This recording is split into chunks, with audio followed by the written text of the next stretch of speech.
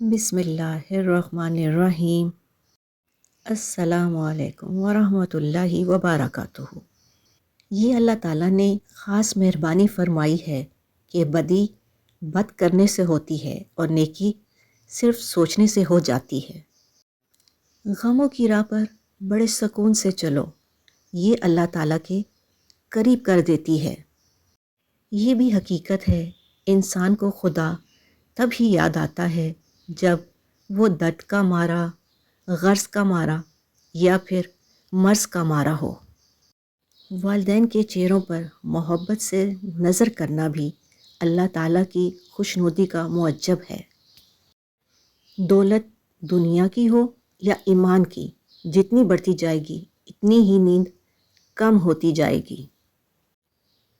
اللہ سے محبت کرو، وہ آزمائش تو دیتا ہے مگر کبھی آزمائش میں تنہا نہیں چھوڑتا۔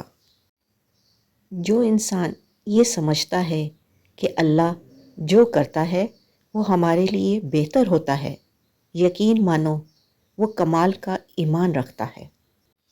ہر آزمائش کے پیچھے اتنا بڑا صلہ ہوتا ہے کہ اگر تم جان لو تو کبھی شکوہ نہ کرو۔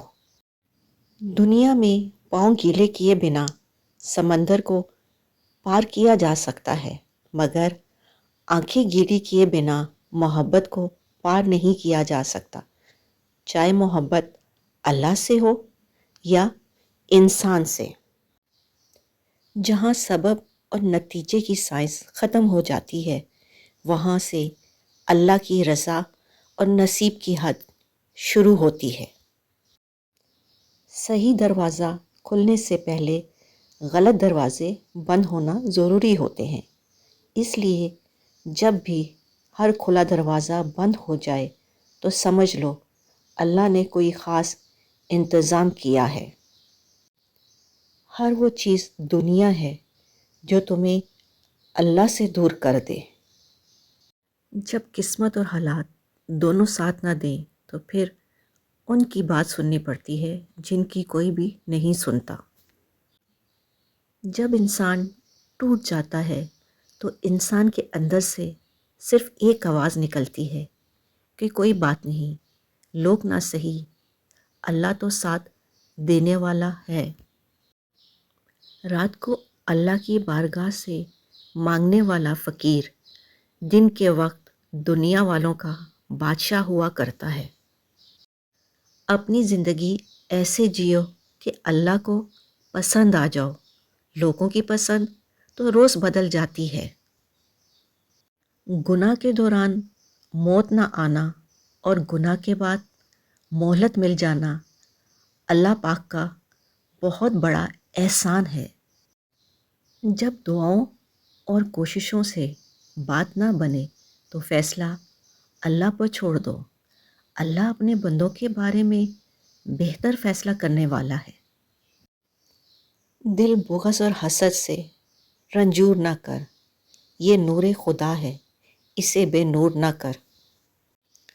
اگر دعا پر اعتماد اٹھ جائے تو پھر بخشش ختم ہو جاتی ہے۔ وہ خدا ہی ہے جو ایک سجدے سے اپنا بنا لیتا ہے، ورنہ انسان تو جان لے کر بھی راضی نہیں ہوتے۔ ہر دوست کو ہر راز نہ بتاؤ، دوستوں کے بھی دوست ہوتے ہیں۔ تنگ دماغ لوگوں کے ساتھ مسئلہ یہ ہوتا ہے کہ ان کا منہ ہمیشہ کھلا رہتا ہے۔ اپنی ضروریات کے لیے دوسروں کی طرف مت دیکھو، جس نے تمہیں پیدا کیا ہے وہ تمہاری ضروریات بھی پوری کرے گا۔ سے سکتی تکبیریں، خالی وضو خانے اور ویران مسجدیں پوچھ رہی ہیں یا رب رمضان ختم ہوا یا مسلمان۔ اللہ دکھ بھری داستان کو بڑے دھیان سے سنتا ہے، کچھ غم مٹا بھی دیتا ہے، کچھ الجھنیں سلجھا بھی دیتا ہے، لیکن اگر سارے ہی غم سلجھ جائیں تو آدمی اور اس میں بات چیت بند ہو جاتی ہے۔ وہ ساتویں آسمان پر رہنے والا رب ہمارا دکھ ہمارے ساتھ جینے والے انسانوں سے زیادہ بہتر جانتا ہے۔ آپ جب کسی انسان سے اپنے دل کی بات کرتے ہیں تو وہ کبھی بیزاری سے سنتا ہے تو کبھی مجبوری سے، لیکن واحد میرا رب ہی ہے جو مجبوریاں بھی خوشی سے سنتا ہے اور اجر بھی دیتا ہے۔ جھولیاں بھر دی جاتی ہیں اور دینے والا نظر بھی نہیں آتا، اسے کہتے ہیں فَبِأَيِّ آلَاءِ رَبِّكُمَا تُكَذِّبَانِ۔ زندگی میں ہر دروازے بند نظر آتے ہیں، کوئی در کھلا نظر نہیں آتا، پریشانیوں نے ہر طرف سے گھیرا ہوا ہے، ہر سو مایوسی ہے، پھر کہیں دور سے مؤذن کی صدا آتی ہے اللہ اکبر، اور یوں لگتا ہے کہ زندگی کی ہر الجھن کا حل مل گیا۔ تالے کبھی چابی کے بغیر نہیں بنتے، اسی طرح اللہ بھی مسائل حل کے بغیر نہیں دیتا، ان کو کھولنے کے لیے ہمیں صرف صبر کی ضرورت ہوتی ہے۔ بجائے اس کے کہ ہم تقدیر سے لڑتے مرتے رہیں، بہتر یہی ہے کہ تقدیر بنانے والے سے دوستی کر لیں۔ محبوب بننا ہر کسی کے بس میں نہیں، لیکن عاشق بننا تو بہت آسان ہے۔ اگر اللہ نے تمہیں اپنا محبوب بنایا تو تم اللہ کے عاشق بن کر زندگی کا لطف اٹھاؤ، کیونکہ شدید محبت کی حقدار صرف اللہ تعالیٰ کی ذات ہے۔ اللہ کے نیک بندے ہر وقت اس کی یاد میں مشغول رہتے ہیں، اور جس لمحے وہ اللہ کے ذکر سے غافل ہوتے ہیں وہ ان کی موت ہوتی ہے۔ گھر میں خیر و برکت لانا چاہتے ہو تو گھر سے دو چیزیں نکال دو۔ پہلا، گھر میں دیواروں پر لگی جانوروں کے نقش، دوسرا بلا مقصد گھر میں پالا ہوا کتا۔